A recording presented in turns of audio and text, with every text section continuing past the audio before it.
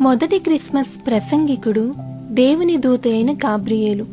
మొదటి క్రిస్మస్ ప్రసంగము భయపడకుడి. మొదటి క్రిస్మస్ సంఘం గొర్రెల కాపరులు.